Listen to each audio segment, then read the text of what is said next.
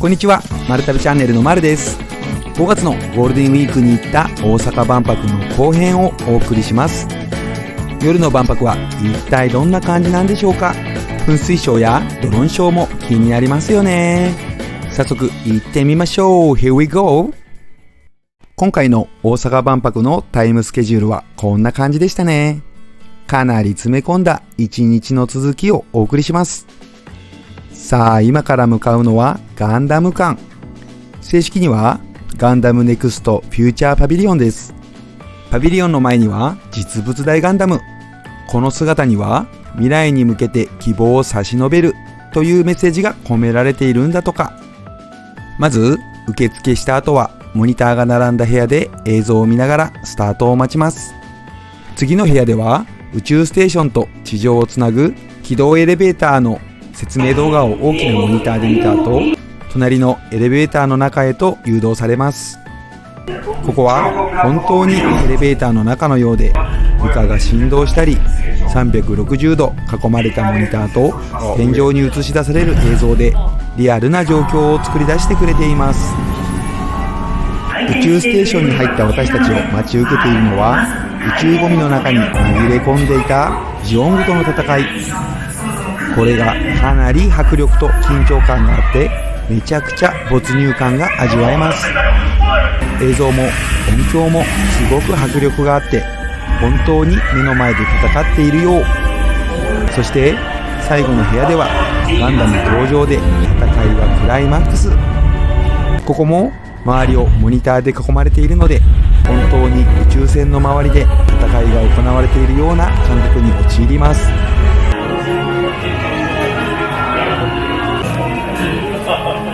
どういう勉強だった勉強ではないかもね。まあでも宇宙でこれからそうやって生活したりとか研究したりとか、そういうのが当たり前になってくるってことなんじゃない？やっぱりガンダムかっこいい。これはガンダムを知らない人でも十分に楽しめるパビリオンになっています。ガンダムの後ろから見るん初めてやわ。なんか脈ついてた。メコメコついてた？ほら、あそこに。あ、ほんまや。さて、続いて私たちが向かうのが18時で予約が取れてる電力館。途中でっかいモニターが目に飛び込んできた。これは韓国館。やはりこれは韓国の技術ですね。めっちゃでかくて綺麗。電力館は4月に来た時から気になっていたパビリオンで、見た目からすごくないですか？このシルバーにした理由をご存知ですか？実はこの色は天気や時間帯によって見える色が変わるんです。それは未来に向けた多くの可能性を表現し、自然や周囲の環境との調和も表しています。中は一人一個光る卵を持って回る流れになっています。まずどの色を選ぶか悩む。この光っている卵が可愛いんですよ。次の部屋で映像を見た後、上に上がっていろんなゲームにチャレンジしていきます。これは子供たちも大興奮。人もいっぱいいるので、少し並ばないといけないものもありますが、皆さん楽しそう。後で成績が見られますよ。時間になると卵が白く光るので退出の時間です。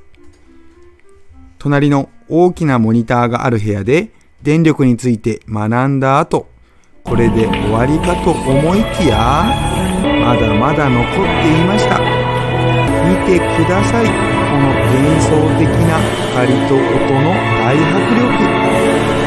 無数の LED が織りなす芸術作品。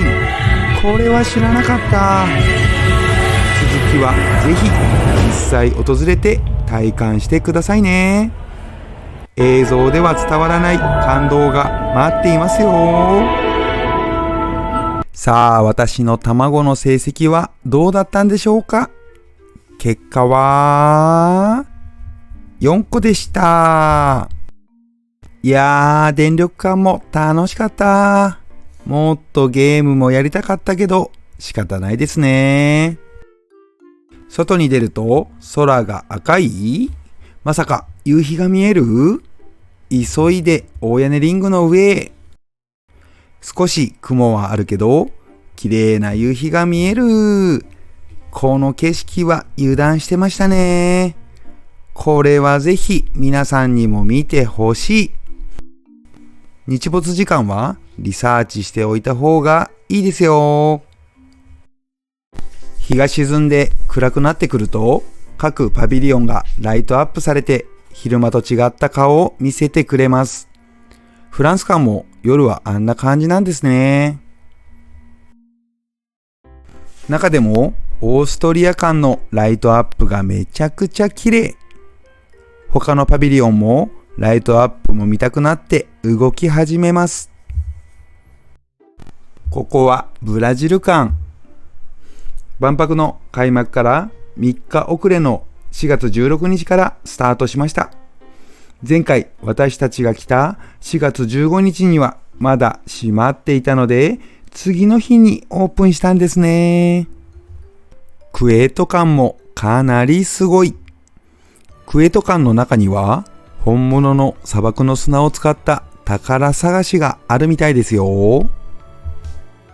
隣の中国館も夜はこんな感じなんや。やっぱり存在感ありますね。外壁には5つの書体で119の漢詩がしたためられているようですよ。あ、夜に見に行きたいと思ってた場所があったんですわ。それがここ、未来のクラゲ館。ここの夜が綺麗って情報があったんで見に行きます。確かにいろんな色を使っていて幻想的ですね。こんなクラゲがあったの知らんかった。この大きさなので迫力ある。って言ってる間に噴水ショーの場所を取らないと。では、噴水ショーが行われるウォータープラザに向かいます。あ、その前にこっちも見たい。ぬるぬるのライトアップ。うわ、ここやばい。めっちゃかっこいい。ぬるぬるすげえなー。で、噴水ショーをどこで見ようかなーって。噴水ショーは青と夜の虹のパレード。ここウォータープラザには約300機もの噴水装置が設置されているようです。物語仕様になっていて、中央のウォーターカスケードと呼ばれる水のスクリーンにキャラクターが映し出されます。吹き出される水、響き渡る音楽、ウォーターカスケードに映し出される映像。でもこれだけじゃないんです。このショーにはレーザー光線や本物の炎を使った演出がされているんです。めっちゃ迫力がありますよ。主な登場人物は主人公の青、水と空気の精霊である鳥のドードー、そして青のおばあちゃん、水と空気、そして命がつながって巡っていく物語を壮大なスケールで展開するスペクタクルショーです。大人も子供も楽しめる仕掛けが至るところに散りばめられています。こちらもぜひぜひ会場で大迫力の噴水ショーを見てくださいね。絶対見逃せない内容になってますよ。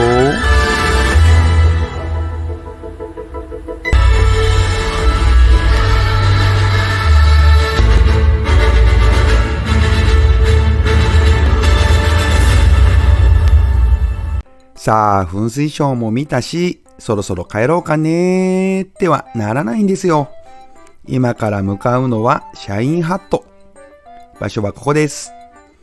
なぜここに行くのかって、それは8時10分からプロジェクションマッピングがあるんです。これは気になりますよね。はい、到着。毎日夜に招待作品2作品のほか、世界中のクリエイターから命輝く未来社会のデザインをテーマに作られた作品が上映されます。時間はこの通り。予約なしで見ることができるので、ぜひこちらも見に行ってくださいね。なかなかすごい作品がたくさんありますよ。プロジェクションマッピングを見た私たちが向かったのが西ゲート。長い長い一日もいよいよおしまいって、いやいや、まだあるんですよ。最後の目玉、ドローンショー。このショーは南の空で行われるので、大屋根リングの上からであれば、どこからでも観覧することができます。なので、私たちは今の時間を使って西ゲートへ移動。あ、そうそう、シャトルバスに乗る方に重要な情報。行きは便の予約は必要ないんですが、帰りの便は予約が必要なんです。予約の仕方は、最初に駐車場予約をした LINE からできます。まず、左下の予約、確認、取り消しを押して新規予約を押します。予約したい日付と人数、そして駐車場の行き先をプルダウンメニューから選びます。そして時間を選ぶと確認画面が出てくるので予約を確定させましょう。どうしてもドローンショーが終わった後、帰宅する人が集中するので、9時半の便に乗りたい人は早めに予約を取るようにしましょうね。今お見せしている映像は大屋根リングの上から見る噴水ショー。さっき私たちが見た場所からは反対側になります。あ、そうなんです。こっちからも綺麗に見えますね。ウォーターカスケードに映し出される映像も少し薄い気もしますが、全然見えますね。こっちから噴水ショーを見るのも全然ありですね。人もこっちの方が少なそうですし、大屋根リングから見るライトアップされたパビリオンもかなり綺麗。私は特にこのオランダ館とシンガポール館の2つの球体が並ぶこの場所が大好きなんです。今日の楽しかった一日が終わってしまうという寂しさが出てきてしまいます。